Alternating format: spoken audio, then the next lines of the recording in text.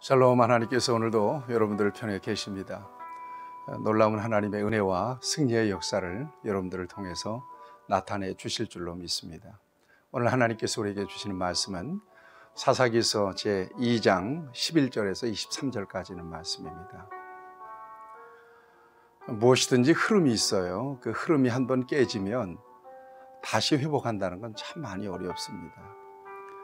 하나님과의 관계에도 영적인 흐름이 있습니다. 그 영적인 흐름은 한번 깨지면 굉장히 회복하는데 어려움을 겪습니다.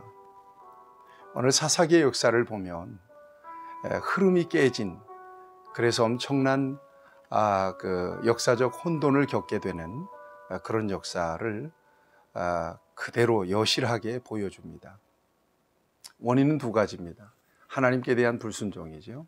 가나안 족속들을 다 쫓아내지 못하고 그리고 그들과 함께 섞여 산 것이 이것이 그들에게 있어서는 영적인 하나의 그 잘못된 패턴이 생겨버리는 그런 상황이 되어버리고 말죠. 그래서 2절, 3절을 보면 그들과 언약을 맺지 말고 그들의 제단을 헐라고 하나님은 명령하시거든요. 그런데 하나님이 명령하신 그 목소리를 듣지 않았다는 겁니다. 그래서 어떻게 됐습니까? 그들이 너희 옆구리에 가시가 되고 그들의 신들이 너희의 올무가 될 것이다. 그렇게 된 것입니다.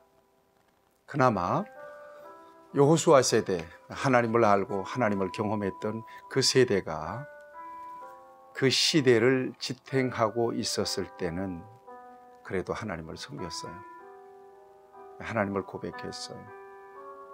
그렇지만 여호수아도 죽고 하나님을 경험했고 하나님을 알던 세대가 다 그 조상들에게로 돌아간 이후에 전혀 다른 세대들이 일어났다는 거예요.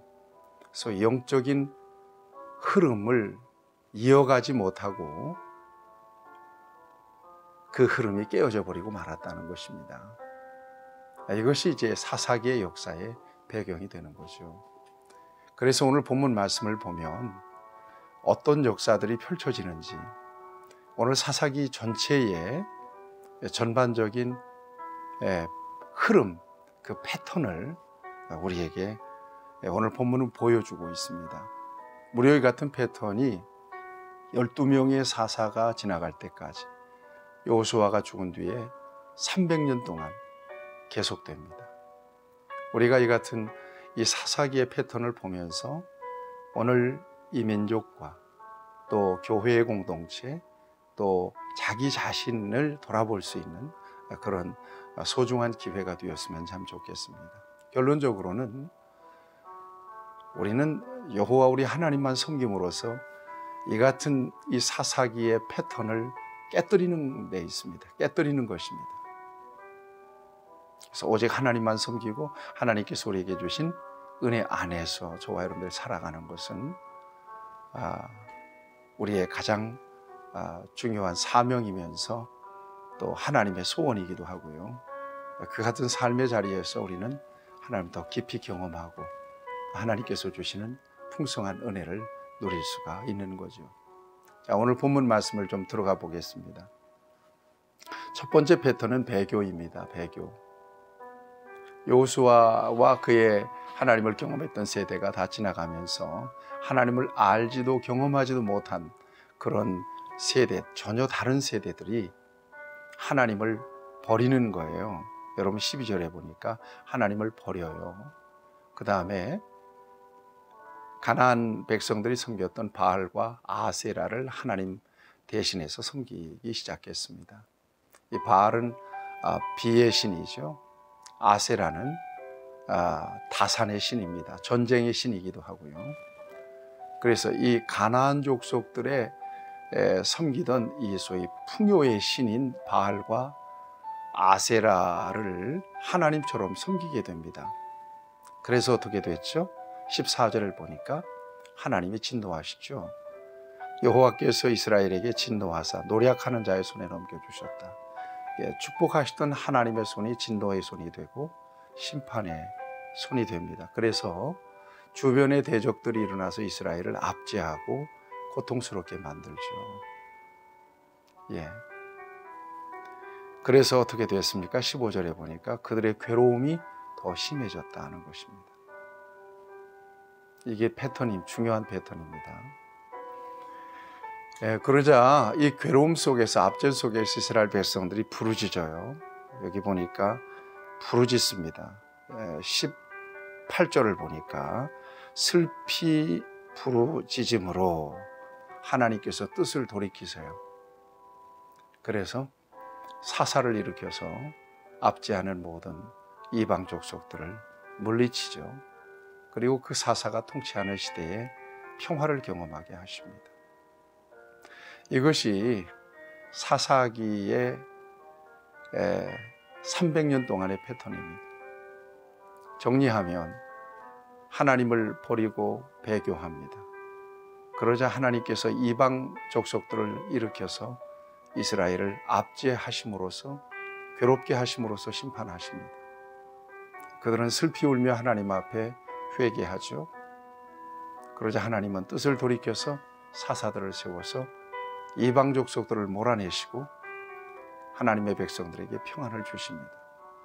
그 사사가 통치하는 기간 동안은 평안이 있었지만 사사가 죽은 뒤에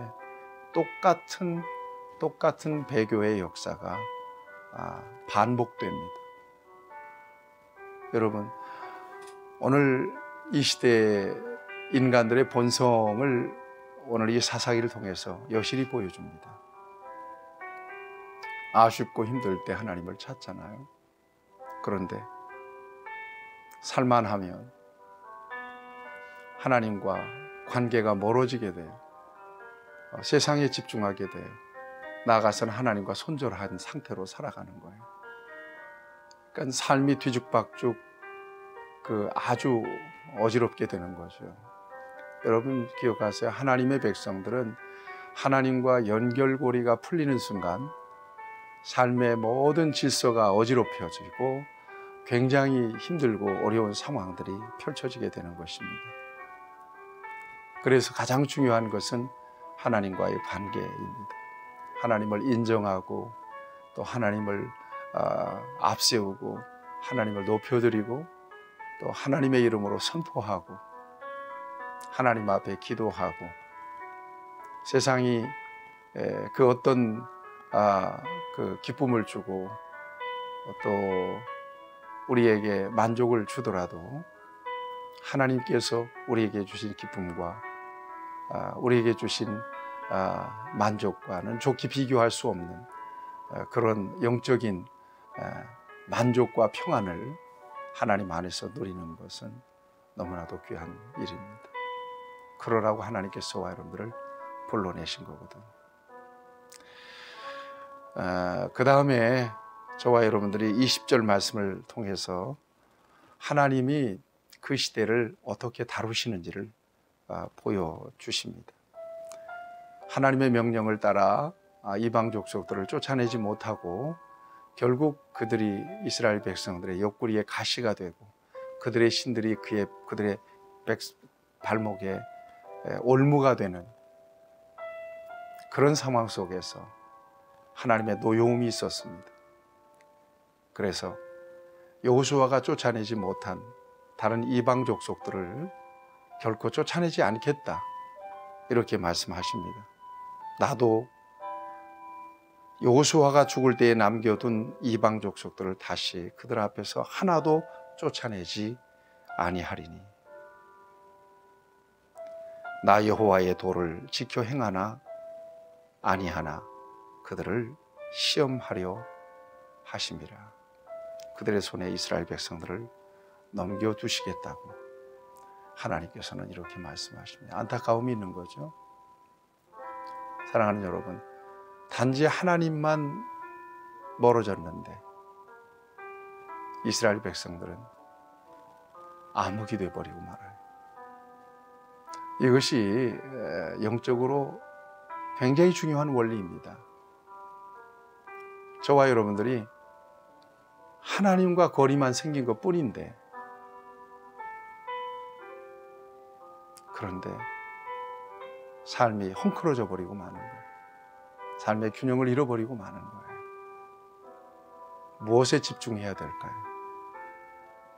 여호수아의 고백처럼 나와 내 집은 오직 여호와만 섬기겠노라. 이래야 이 사사기의 패턴이 깨집니다. 왜 이 같은 역사를 저와 여러분들에게 보여주는 걸까요? 반복하지 말아야 되죠. 저와 여러분들. 예수 그리스도의 값진 희생을 통해서 저와 여러분들을 구속해 주셨다는 사실을 여러분들이 한시도 잊어서는 안 될 것입니다. 구별된 거룩함, 이것을 언제나 충만하게 유지하는 것은 저와 여러분들의 행복을 위하여, 평안한 삶을 위하여 가장 중요한 일인 것을 저와 여러분들이 기억하시면서, 어떤 유혹과 미혹과 시험이 있더라도 하나님을 대신해서 그 어떤 것들을 하나님처럼 섬기게 되는 영적 사사시대에 돌입하지 아니하도록 저와 여러분들을 철저하게 관리할 수 있도록 우리 하나님께서 은혜 주시고 힘을 주시기를 바랍니다. 오늘도 어디에 있든지 기도하십시오. 어디에 있든지 하나님 말씀에 집중하십시오. 그리고 저와 여러분들의 삶의 자리를 살피시면서 내가 지금 사사시대를 살고 있지 않는가, 혹 그렇다면 저와 여러분들은 하나님께서 불러내서 대적들을 물리치고 하나님의 나라의 기준을 세워갈 수 있는 영적 사사로서의 삶을 살아가야 한다는 것을 잊어서는 안 될 것입니다. 오늘도 이 같은 은혜를 저와 여러분들에게 허락해 주시기를 축복합니다.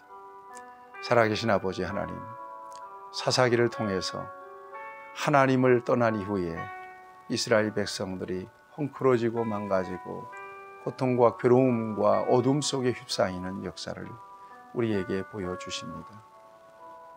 우리가 예수 그리스도 안에서 다시는 이 같은 사사기의 역사를 반복하지 아니하도록 우리의 마음, 우리의 생각과 우리의 신앙과 고백과 우리의 삶의 자리를 돌아보시고 하나님의 은혜로 우리를 붙드시고 인도하여 주시옵소서. 예수님의 이름으로 기도하옵나이다. 아멘. 여러분들을 축복합니다.